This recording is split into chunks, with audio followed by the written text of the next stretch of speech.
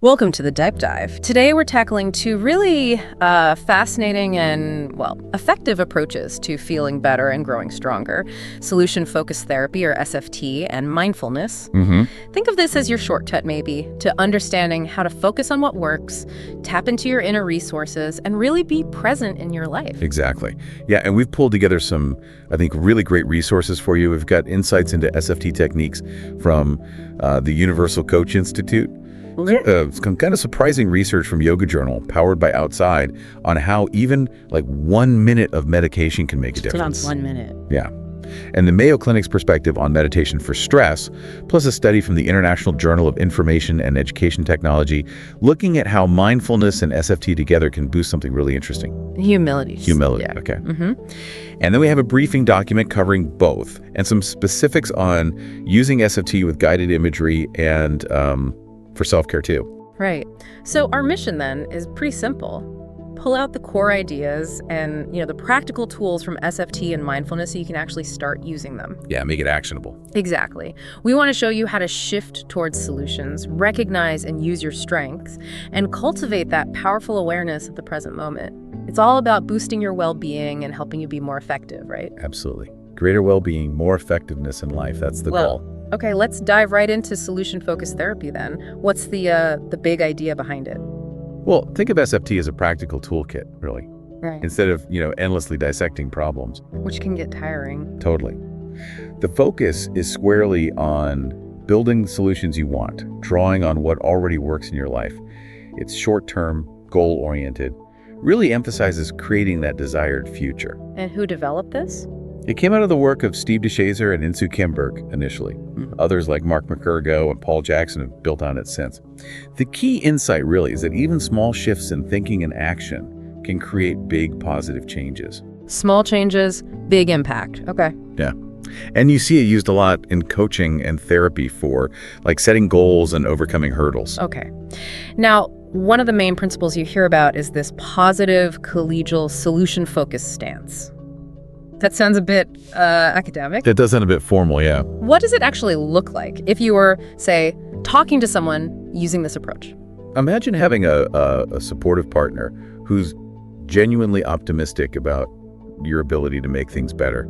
That's really the heart of it. Okay. The stance is all about focusing on your strengths and what's possible, not getting bogged down in what's wrong. The whole goal is creating an environment where you feel capable, motivated to achieve what you want. It sets a tone of hope and action from the start. So for you, the listener, it means less feeling like you're under a microscope. Right. And more like having a partner helping you see your own potential. How might someone using this approach actually talk to you? Well, you'd likely hear them pointing out your strengths, saying things like, wow, you've clearly shown a lot of determination in tackling this. There'd be a sense of real curiosity, like, okay, let's explore what's already going well for you. And the conversation would always be kind of steered towards what you want to achieve, rather than just getting stuck on the problem itself. That sounds, honestly, really refreshing. A different way to approach things. It can be, yeah. Now, one of the techniques is called problem-free talk. That sounds almost strange when you're supposedly there to solve a problem. What's the idea? Yeah, it does sound a bit odd, doesn't it? Problem-free talk is basically a deliberate shift in the conversation. You temporarily step away from the problem you're facing. Okay, why? Well, the idea is to give you a break from constantly focusing on the difficulties. Instead, you explore areas of your life where you feel successful or happy or, competent. Right, okay. I can see how that might offer some mental breathing room. But how does talking about, your hobbies actually help with the main problem? It's surprisingly powerful. This temporary shift, it creates mental space. It can allow for unexpected connections, a renewed sense of possibility. Often that's the very spark needed to see a way forward. Okay. It can also lower your stress levels right there in the conversation, build a more positive connection with the person helping you.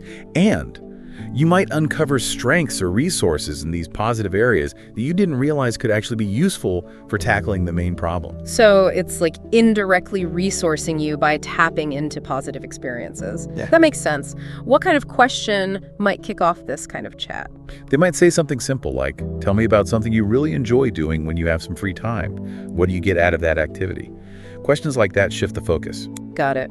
Another technique is strength-based questions. This definitely ties into that positive stance we mentioned. Absolutely. How do these questions work to help you? Yeah, strength-based questions are specifically designed to help you pinpoint and then use your own personal strengths and resources.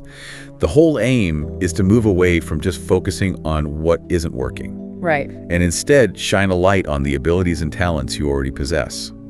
This can be incredibly empowering, really builds self-confidence. Can you give me a few examples? What might these questions sound like? Sure. Someone might ask, think about a time in the past when you faced a challenge kind of like this. What did you do then that helped you get through it? Okay. Or what are some of your personal qualities or skills that have helped you succeed in other areas of your life? Another good one is, what's actually going well for you right now and what part have you played in making that happen? They all point you back towards recognizing your own capabilities. Those are great examples. It really puts you in the driver's seat, doesn't it, of your own solutions? Exactly. Now let's talk about Future Perfect. The name sounds almost sci-fi. What's involved there? Yeah, Future Perfect. It encourages you to really vividly imagine a future where your current challenges are resolved. It's about creating a clear mental picture of how things will be when the problem just isn't an issue anymore. So visualizing things being better, what's the actual benefit of doing that? Why spend time on that? Well, by creating this clear mental image of a resolved future, it helps you define your goals and desired outcomes much more specifically, tangibly. This can really boost your optimism, increase your motivation, and give you a clearer sense of direction in working towards those goals. It moves you beyond just talking about the problem to actually envisioning what success looks like in concrete terms. Okay. Can you give me an example of how someone might guide you to use the Future Perfect? Yeah, a common way is through a question like this. Imagine you wake up tomorrow, and overnight, a miracle has occurred, and your problem has vanished. What would be the very first signs you'd notice that things were different? Ah, the miracle. Exactly. Or another might be, picture yourself in a few months, and this challenge is completely behind you. What would you be doing then that you can't do now? These questions help you start painting that picture in detail. That leads us perfectly into the miracle question itself, which you mentioned is a key part of Future Perfect. It sounds very similar. What are the key nuances? Yeah, it's the cornerstone, really. Yeah. The miracle question is specifically designed to help you articulate your ideal situation and, crucially, identify the very specific, observable changes that would tell you things have improved. Observable changes. It's a really creative way to get you thinking about a life without the problem and to pinpoint concrete, actionable steps towards solutions. So it's not just a vague, I wish things were better, but really focusing on the nitty-gritty details of that improved future. Precisely. What's the classic way of asking the miracle question? The classic phrasing goes something like this. Suppose tonight you go to bed and you fall into a deep sleep. And while you're sleeping, a miracle happens, and the problem that has been bothering you is suddenly solved. Completely gone. When you wake up in the morning, what will be the very first things you notice that tell you this miracle has occurred? What will be different? That is a powerful question. It forces you to get incredibly specific about the solution, not the problem. Exactly. Tangible, observable changes. Okay, let's move on to scaling. This sounds like a way to make progress feel more real, maybe? How does that work in SFT? Yeah, that's a good way to put it. Scaling is a technique where you're asked to rate your problem, or maybe your progress towards your solution, on a scale usually 1 to 10. Like on a pain scale? Kind of, yeah. The main goal is to provide a clear sort of visual way to represent your situation and, importantly, to help you recognize even small steps forward, those little improvements you might otherwise miss. Right, because progress isn't always a giant leap. So it's about taking something that feels abstract, like feeling better, and making it more concrete. Exactly. What kind of questions are used with scaling? A common one is, okay, on a scale of 1 to 10, where 1 is the absolute worst this problem could be, and 10 is that future perfect or miracle future we talked about, where would you say you are right now? Okay. And then a crucial follow-up is often something like, what would even a half a point or 1 full point increase on that scale look like for you? What small change would tell you you've moved from, say, a 4 to a 5? I see. So it breaks down the bigger goal into smaller, more achievable steps. Exactly. Makes the journey feel more manageable. That makes a lot of sense. Now let's discuss counterfinding. This is a new term for me. What does it actually involve? Counterfinding. Yeah. Yeah, it's about actively looking for potential solutions by examining how you've managed similar situations or even parts of this situation in the past. The focus is on identifying those counters. Yeah, counters. Think of them as existing resources, strengths you have, and even those moments where aspects of your desired solution are already happening in your life, even in small ways. So it's about finding evidence that the solution, or bits of it, already exists somehow. How might someone help you find these counters? A coach or therapist might ask things like, can you think of a time when you faced something similar to this and you found a way to handle it, even just a little bit? Or what skills or strengths did you draw upon back then that might be relevant or helpful right now? These questions encourage you to tap into your own history of resilience and problem solving. That sounds very similar to another technique, looking for previous solutions. Is there a subtle difference? They sound almost identical. They are indeed very closely related, you're right. Looking for previous solutions is maybe more specifically about exploring past instances where you successfully navigated challenges that are similar to what you're currently facing. Successfully navigated. Okay, yeah. The aim is to remind you of your own resourcefulness and help you identify specific strategies and actions that you could potentially use again or maybe adapt for your current situation. So while counterfinding looks for elements of a solution that might already be present now, Right. looking for previous solutions is more about identifying whole strategies that worked before. That's a great way to put it, yeah. That differentiation helps. And the questions often reflect that focus. For looking for previous solutions, you might hear, has anything quite like this happened before? What did you do back then that was helpful? Or what specific steps did you take in the past that led to a positive outcome in a similar kind of situation? Okay, that distinction helps clarify things. Let's move on to exception questions. We sort of touched on this idea earlier, looking for times when the problem wasn't so bad. How do exception questions specifically help? Yeah, exception questions are really targeted. They hone in on identifying those specific moments or periods when the problem could have occurred but didn't, or when it was significantly less intense than usual. And what's fascinating is that these exceptions often happen, even without you consciously trying to make them happen, or even fully understanding why they happened. They just did. So the goal is to uncover these unintentional successes, these moments when things went right, and learn from them. Exactly. Learn from what worked, even if you weren't aware of it at the time. What kind of questions help bring these exceptions to light? A therapist or coach might ask, can you recall a time recently, maybe even yesterday, when the problem was less of an issue, even just for a little while? What was different about that specific time? Okay. Or tell me about a situation where you managed to handle things better than you usually do when this problem comes up. What do you think contributed to that difference? Sometimes they might even ask, was there ever a time when you really expected the problem to happen, but for some reason it just didn't? What were you doing or thinking then? Those questions really make you scan your memory for the positives, the deviations from the problem pattern. Precisely. Shifting the focus. Now, coping questions sound like they really focus on resilience, as you mentioned. How do they work? Yeah, coping questions are all about helping you recognize and appreciate your own resilience, especially when you're facing significant difficulties or feeling overwhelmed. Right. They aim to highlight the positive ways you're managing to just get by, even if things feel incredibly tough. It shifts your focus towards your ability to cope and ultimately find solutions. So it's about acknowledging your strength in just getting through challenging times, even if you don't feel like you're thriving. Exactly. Sometimes just managing is the success. What are some examples of coping questions? You might hear questions like, wow, given everything you're dealing with right now, how have you managed to keep going? Or what have you been doing that stopped things from getting even worse? Another could be, what's been helping you get through each day despite these challenges? These questions really emphasize your inner strength and your capacity to navigate difficulties even when it's hard. Those are really powerful questions, focusing on inherent strength. Okay, let's talk about reframing questions. This sounds like it's about shifting how you see things. How does that work in SFT? Exactly. Reframing questions are a key tool. They help you look at your problems or situations from a completely different perspective, a different angle. Okay. The main goal is to shift your viewpoint from one that's maybe negative or problem-focused to one that is more positive, or at least more solution-oriented. And how does this change in perspective actually help in finding solutions? What's the mechanism there? Well, by reframing the problem, looking at it differently, it can foster a more optimistic outlook, it can strengthen your resilience, and it often sparks more creative problem solving. Yeah, creativity. Yeah.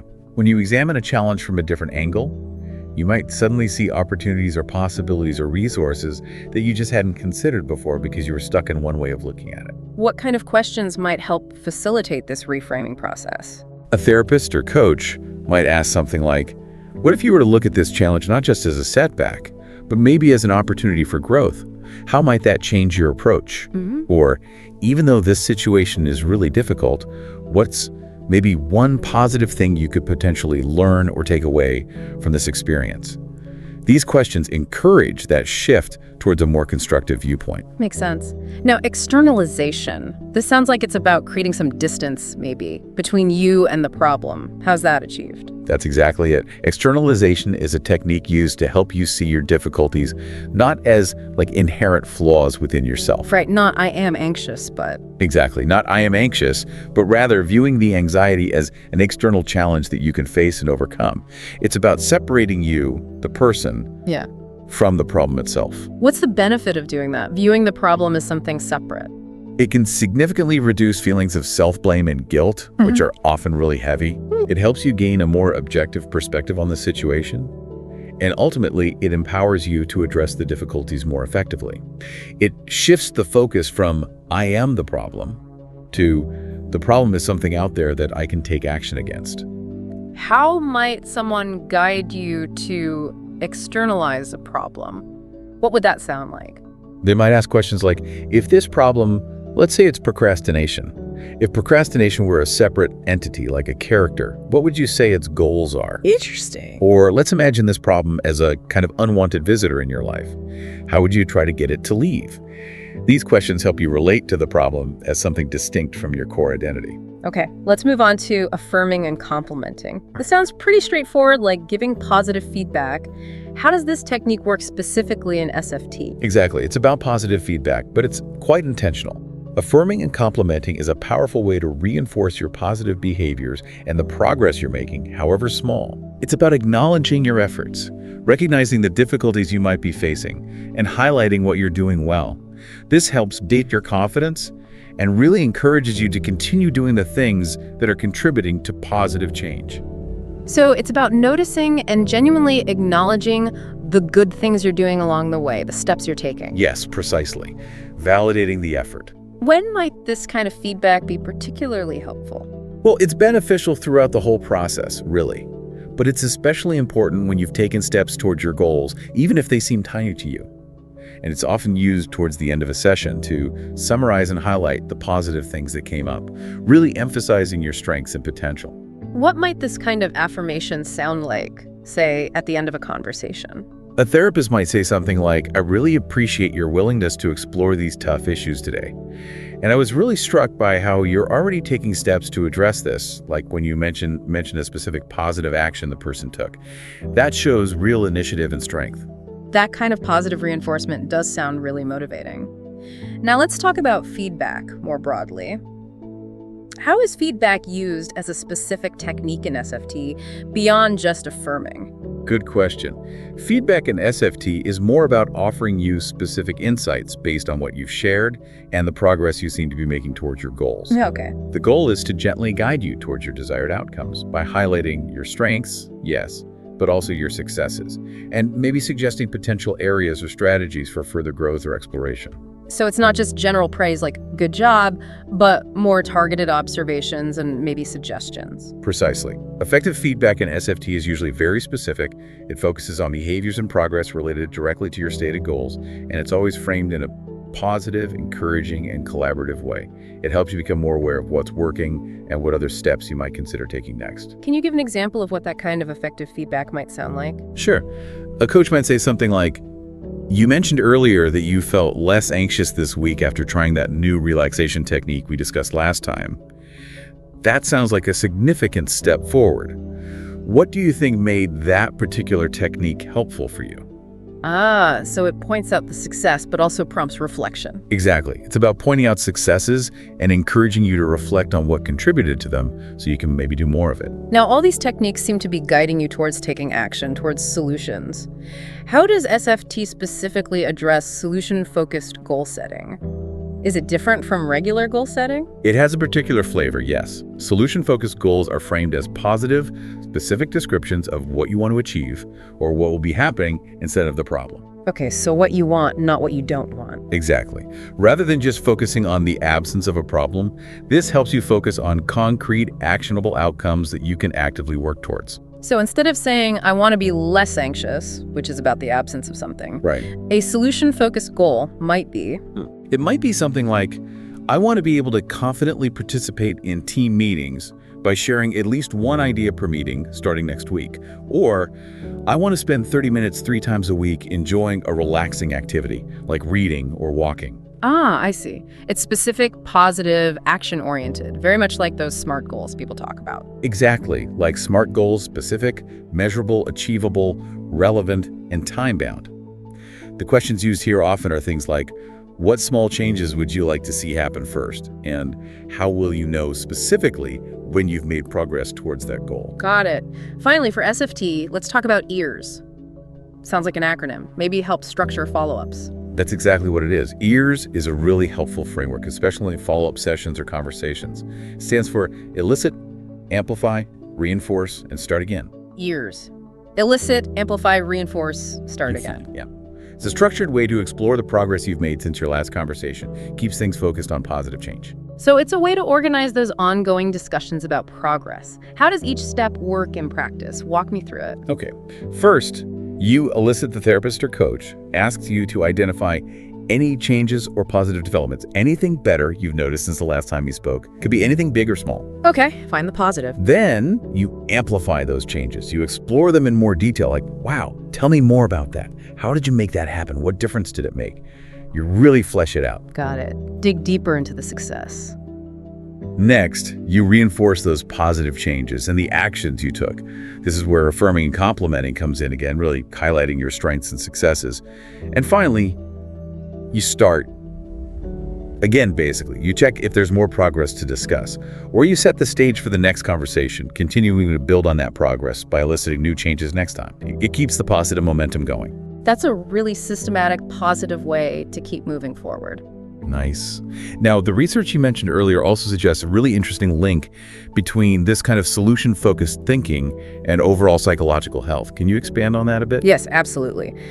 The research indicates that when people tend to focus more on solutions, it's positively correlated with higher levels of mindfulness. Oh, interesting connection there already. Yeah, and also greater life satisfaction. And perhaps unsurprisingly, it's negatively correlated with levels of perceived stress and symptoms of depression. So focusing on solutions is linked to feeling better overall. It seems that way. It appears that when you're actively looking for what works and focusing on your goals and strength, it naturally helps cultivate a more mindful awareness, being present to those positive things, and it reduces that tendency to just ruminate on problems, which ultimately contributes to greater well-being. That's a really powerful connection. And we also saw mention in the sources of solution-focused guided imagery and solution-focused self-care. How do these fit into the overall SF2 approach? Are they separate things or? They're applications, really. Solution-focused guided imagery takes those core SFT principles we've discussed, like the miracle questions, scaling, focusing on strengths, and applies them within a structured, guided visualization process. So using visualization. Yeah, it helps you vividly imagine your desired outcomes and the specific concrete steps involved in achieving them, making it feel more real and attainable. Okay, so it's using the power of imagination to boost that solution-focused mindset. What about solution-focused self-care? Sounds useful. It really is. Solution-focused self-care is basically about intentionally applying those SFT principles to yourself, to your own well-being practices. How would you do that? It involves things like asking yourself strength-based questions about your current self-care. What am I already doing well to look after myself? Maybe scaling your satisfaction with different areas of your life, sleep, nutrition, relaxation, and then identifying small, actionable steps, those one-point-up changes you can take to improve your self-care routines. It's about taking a proactive, positive, solution-oriented approach to looking after yourself. That's a really practical way to integrate these ideas into everyday life. Very cool. Okay, let's shift gears now and explore our second key topic for today, mindfulness.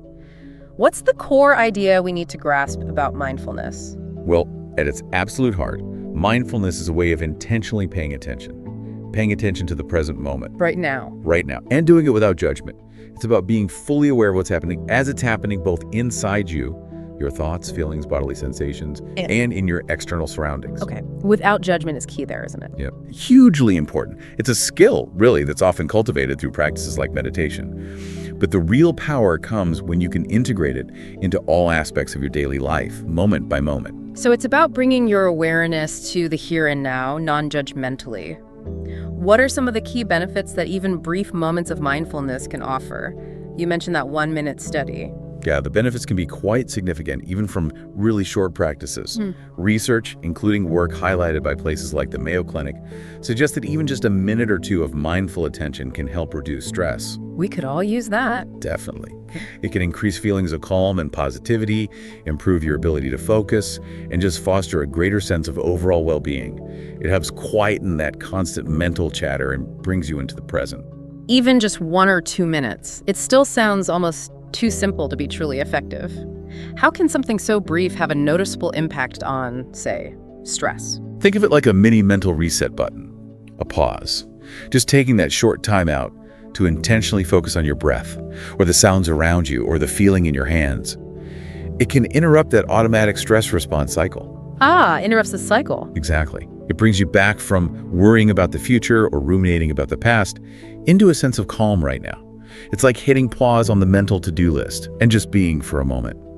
This can provide a sense of clarity and help you respond to situations more thoughtfully rather than just reacting out of habit or stress. So it's a quick way to interrupt the stress cycle and reconnect with the present.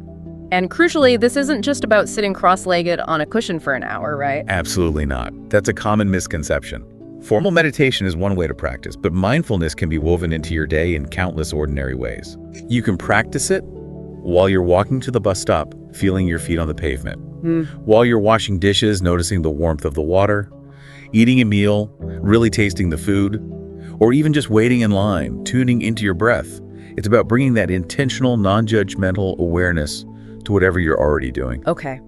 The Mayo Clinic article mentioned different types of meditation. Can you give us a quick rundown of some of the main approaches people might encounter? Certainly. There's guided meditation, which is often great for beginners, where you follow audio instructions, maybe focusing your attention or visualizing calming images or scenarios. There's mantra meditation, where you repeat a word, a phrase, or a sound, either silently or loud, to help anchor your awareness and quiet the mind. Okay.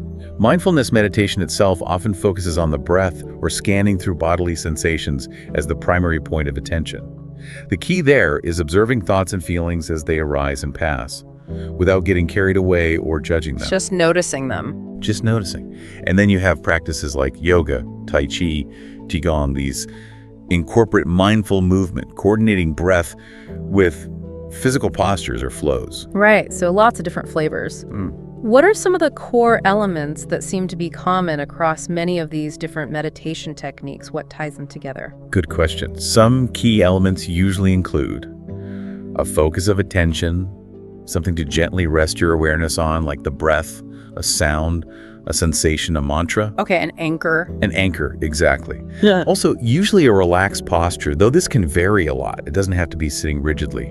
Finding a quiet environment can be helpful, at least when you're starting out, to minimize distractions. And, maybe most importantly, cultivating an attitude of openness and acceptance toward whatever comes up in your experience, thoughts, feelings, sounds, without trying to fight them, change them, or judge yourself for having them. That non-judgmental acceptance seems really crucial. It really is. It's about developing a different relationship with your own mind. So it's about paying attention with this sense of acceptance and kind of non-striving. What are some really simple, everyday ways someone could start to incorporate a bit more mindfulness into their daily routine without needing a cushion or an app? Well, there are many accessible ways to begin. Yeah. You could try just taking 3 deep, conscious breaths several times throughout your day, maybe when you switch tasks or feel a bit stressed. Really focus on the physical sensation of the breath entering and leaving your body. Just 3 breaths. Or try a quick body scan, just bringing your attention briefly to the different parts of your body, from your toes up to your head. Just noticing any sensations without judgment. Takes maybe a minute. Even paying really close attention to the taste, texture, and smell of your coffee or your lunch for the first few sips or bites can be a mini mindfulness practice.